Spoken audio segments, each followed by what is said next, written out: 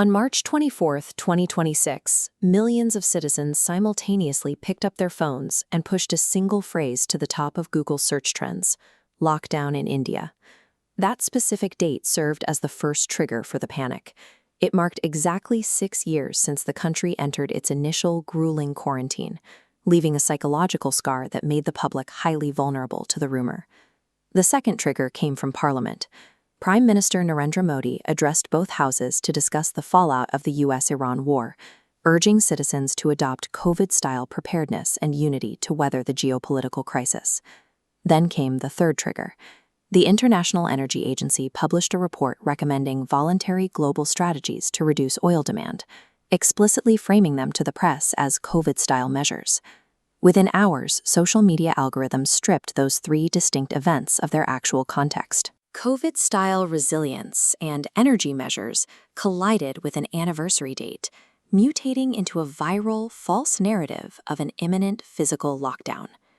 The resulting panic spiral shows exactly how unrelated geopolitical facts are stripped of context and fused into a narrative that feels indistinguishable from reality.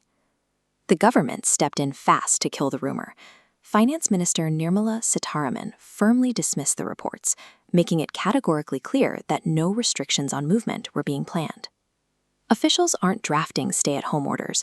They are currently occupied with keeping global supply chains from snapping and ensuring basic economic continuity.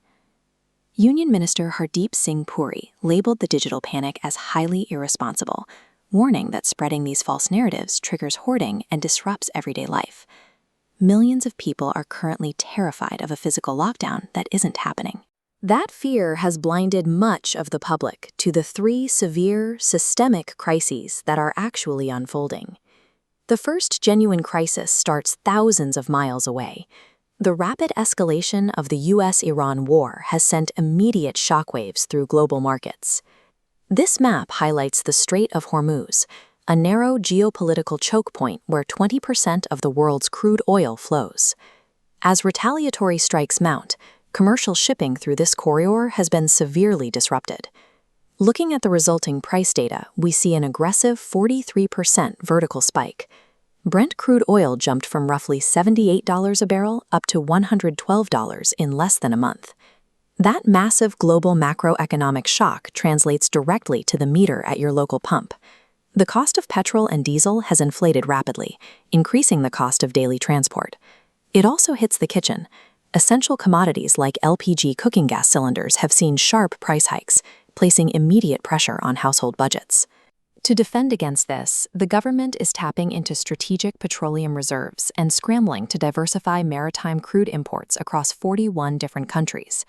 The crushing, invisible weight of imported energy inflation represents the most immediate threat to the average citizen in 2026. While citizens feared a national stoppage, the physical reality in India's major cities is the exact opposite. They are undergoing a massive mobilization to combat legacy air pollution. The Commission for Air Quality Management has laid down a rigid mandate for 2026, force a 15% improvement in Delhi's average air quality index before the end of the year.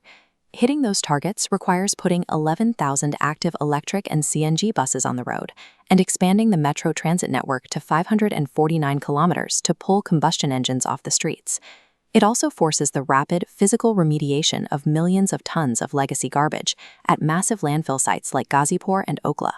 India's urban strategy requires intense, coordinated construction and the constant movement of millions of people.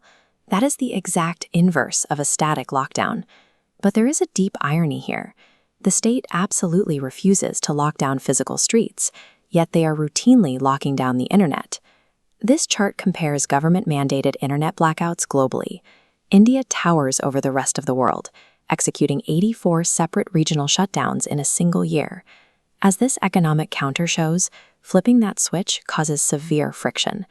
These digital blackouts cost the Indian economy an estimated $255 million in lost domestic revenue. Authorities deploy these blackouts as a blunt force weapon. They argue it is the fastest way to sever civic unrest and stop the viral misinformation that caused the current panic. The modern Indian lockdown abruptly severs a citizen's connection to the digital economy and fundamental communication. Looking closely at the data, India's institutional machinery and strategic reserves are far deeper today than they were when the pandemic hit in 2020.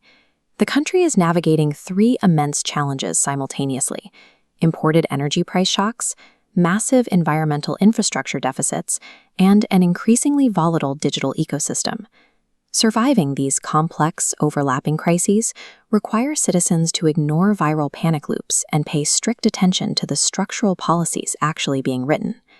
Navigating inflation and information warfare with a clear, objective mind defines the nation's true test today.